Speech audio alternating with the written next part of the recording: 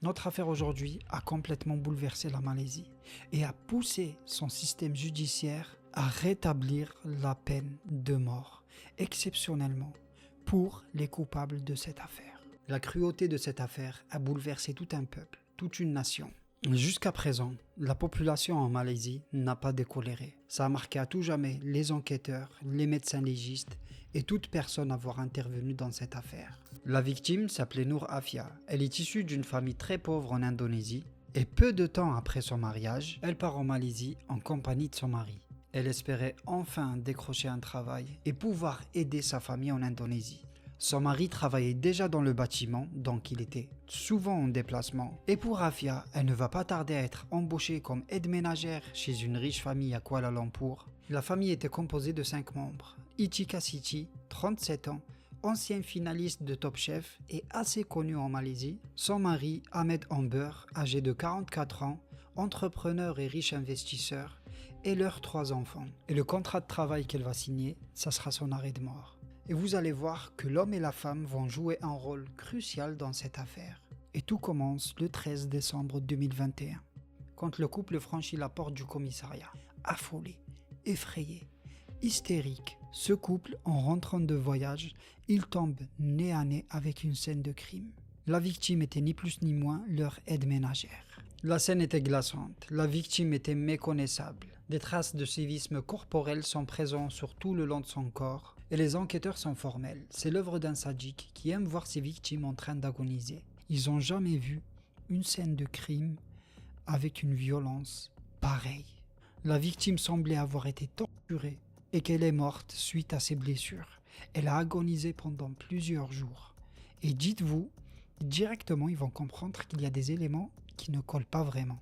Comment ça se fait le coupable, qui est censé être un intrus, un étranger à cette maison, a commencé à nettoyer le sol de toute trace de sang et de toute trace de violence? Si le coupable était étranger à cette maison, il va plus essayer à dissimuler ses empreintes digitales ou bien toute trace d'ADN. Mais là, rien de tout ça n'a été fait. Les enquêteurs ont tout de suite soupçonné Ichika et Ahmed. Ils savent très bien que le couple ne dit pas toute la vérité. Sans éveiller leurs soupçons, ils vont les inviter à revenir au poste, le temps que la police nettoie la scène du crime et conduit le corps à la morgue. Bien sûr, c'était juste une ruse afin de ne pas éveiller leurs soupçons. Et une fois conduits au poste, ils vont directement les diriger vers la salle d'interrogatoire. Ils vont vérifier l'alibi du couple, que soi-disant ils étaient en voyage, et comme les enquêteurs s'en doutaient, leur alibi ne tient pas du tout la route. Ils vont demander au couple de déverrouiller leur téléphone afin de les inspecter, mais ces derniers refusent catégoriquement. Mais ça, c'était pas un problème. Les enquêteurs vont réussir à ouvrir le téléphone.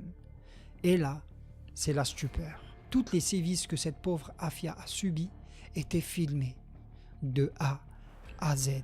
Les enquêteurs ont visionné des scènes dignes des pires films d'horreur. Selon les rapports officiels, la victime avait subi des sévices prolongés pendant plusieurs jours. Parmi les preuves accablantes, les enregistrements vidéo des téléphones du couple. Les scènes sont décrites comme insoutenables. Une scène où les accusés lui versaient de l'eau bouillante sur la tête. Les brûlures étaient si graves qu'elle a perdu la quasi-totalité de ses cheveux. Elle était brûlée au 3e degré et ces brûlures lui ont causé des graves lésions. Les examens médico-légaux révèlent que 4 dents ont été arrachées de force et sans soin à l'aide d'une pince métallique. Et 3 autres dents ont été cassées dû aux violents coups qu'elle recevait à la tête et au visage. Au total, elle avait perdu plus de 7 dents. Mais ce n'est pas tout. Le corps présentait plusieurs entailles, sérieuses et profondes.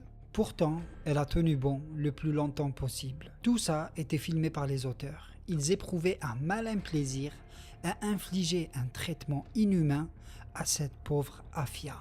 Malheureusement, elle avait la mâchoire complètement fracassée, le visage méconnaissable. Et je vais vous épargner plusieurs détails. Et tout ça était commis par Ichika et son mari Ahmed. Ce couple a totalement méprisé Afia. Pour eux, elle n'existait pas. Pour eux, c'était un objet. Un objet où ils pouvaient se défouler. Dès que Ahmed était contrarié, ou Ichika était contrarié, ils vont directement se défouler sur Afia. Malheureusement, elle était privée de soins et privée de nourriture. Et comme si ça ne suffisait pas, le couple forçait Afia à imiter les faits et gestes d'un bébé, ou bien des animaux, tels que des chiens ou des chats, juste pour humilier encore plus Afia. Et si elle n'exécutait pas, ils allaient la maltraiter encore plus. Et ça va être de pire en pire. D'après les déclarations des enquêteurs, le visage de Afia a commencé à se dégrader au fil des enregistrements. On arrivait de moins en moins à reconnaître Afia, dû au traitement inhumain qu'elle faisait face. Dans les derniers enregistrements, elle était défigurée, méconnaissable. Elle suppliait le couple de faire preuve d'un peu d'humanité. Elle pleurait beaucoup, mais malheureusement, face à elle, c'était pas des humains, c'était des monstres, dépourvus de sentiments, dépourvus de toute empathie. Les enregistrements étaient glaçants. Ils pouvaient même pas terminer une vidéo sans sortir dehors pour respirer un coup et revenir finir l'enregistrement. Ces enregistrements étaient d'une violence sans pareille d'après les enquêteurs, les médecins légistes, mais aussi les experts psychiatriques. Tout ce beau monde, ils étaient une quinzaine, ils sont formels. Pour eux, c'est inhumain. D'après le rapport des médecins légistes, la douleur était humainement insupportable. Les souffrances étaient sur une échelle de 10 sur 10. Pour eux, c'est impossible que le corps humain peut tolérer de telles douleurs. Et un détail, c'est que dès que Afia tombait dans les pommes, dû à l'extrême douleur, eux ils faisaient quoi? Ils s'arrêtaient et ils attendaient qu'elle se réveille. Donc ils coupaient la caméra et dès qu'elle se réveille, elle reprend un peu ses esprits et là ils vont recommencer. Les experts psychiatriques, à leur tour, ils sont formels. C'est un couple de psychopathes. Pour Etika City, le rapport indique une trouble de personnalité antisociale. Elle semble avoir agi avec un manque total d'empathie. Elle semblait planifier chaque sévice à l'avance, tel que l'eau bouillante, l'arrachage des dents avec une pince et les coups répétés à la tête et au visage. Et bien sûr, plusieurs autres détails que je peux pas trop les développer ici. Et pour Ahmed, il participait aux actes, mais il semblait plus être suiveur par pure loyauté ou bien par peur de confrontation. Entre parenthèses, le profil typique d'un co-abuseur. Une personne faible d'esprit avec un ego démesuré. Donc pour le duo, une parfaite aptitude à comparaître devant une cour de justice. L'opinion publique a exigé la peine de mort due à l'extrême violence de l'affaire. Plusieurs manifestations ont eu lieu à l'honneur de Afia et ça a mis en lumière sur les aides ménagères qui viennent de l'étranger et qui n'ont pas de cadre légal. Des lois pour couvrir les aides ménagères et encadrer ces métiers ont vu le jour grâce à l'affaire de Afia. Et voilà pourquoi c'est devenu une affaire médiatique et le peuple a souhaité rétablir exceptionnellement la peine de mort pour ce couple.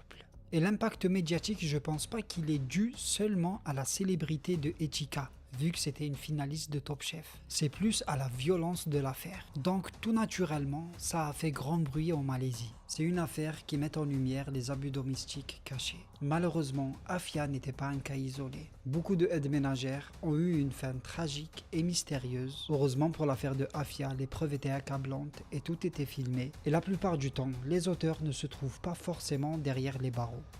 La défense du couple s'est appuyée sur le fait qu'ils ont 3 enfants en bas âge et donc ils ont besoin de leurs parents. Et Etika, tenez-vous bien, elle s'est faite libérer les amis. Oui, libérée pour allaiter son enfant. Elle a été libérée. Heureusement, grâce à la pression médiatique, elle est retournée en prison.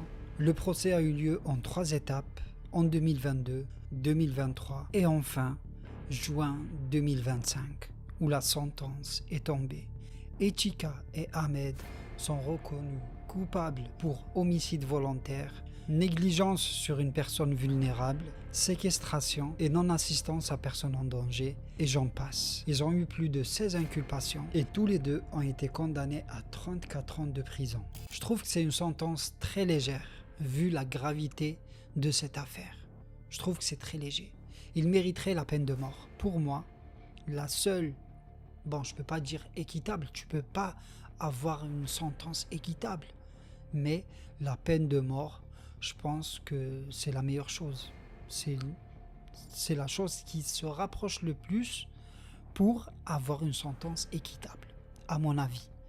Ils ont exprimé leur regret, leur profond regret, mais comme les experts psychiatriques ont déclaré, en vrai, ils n'ont aucun regret. En vrai, leur seul regret, c'est d'être fait pincer. C'est tout. Ils n'ont aucun remords. Pour eux, la vie humaine ne vaut rien du tout. Ils ont un total mépris à la vie humaine. Ils ont présenté des excuses à la famille de la victime et ils ont même déclaré qu'ils étaient prêts à verser une somme très importante comme dédommagement. La famille de la victime a refusé catégoriquement. Pour eux, ça n'allait pas rendre leur fille. Malheureusement, 34 ans de prison pour des actes aussi barbares, tu les relâches tant qu'à faire, à mon avis. Franchement, des fois, quand tu vois des condamnations à mort, surtout sur des preuves aussi accablantes, je sais pas ce qu'il faut de plus, en vrai. Vu la gravité du contexte, pour moi, c'est peu. Tout en sachant que le mari de Afia ne l'a pas reconnue à la morgue. Il a réussi à la reconnaître grâce à son bracelet. Et elle n'était même pas en état de décomposition avancée. Il n'a pas réussi à la reconnaître dû à tout ce qu'elle a subi. Voilà les amis, c'est la fin de cette vidéo. Merci beaucoup d'être resté jusqu'à la fin. C'est une affaire avec... franchement, c'est incroyable. C'est incroyable de dire que de telles personnes peuvent atteindre un degré de cruauté inimaginable. C'est à peine croyable. Voilà les amis, merci, je vous redis, merci beaucoup d'être resté jusqu'à la fin. Un bon petit pouce, un abonnement ferait le plus grand bien à cette chaîne. Mettez-moi en commentaire ce que vous en pensez de cette affaire les amis. Je ferai un plaisir de vous répondre. Et je vous dis à très bientôt. La prochaine vidéo risque d'être pareil. C'est une affaire glaçante les amis. Et le mot est très faible. Je vous le redis, merci beaucoup d'être resté jusqu'à la fin. Et on se dit à très bientôt. D'ici là, portez-vous bien les amis. Ciao, ciao.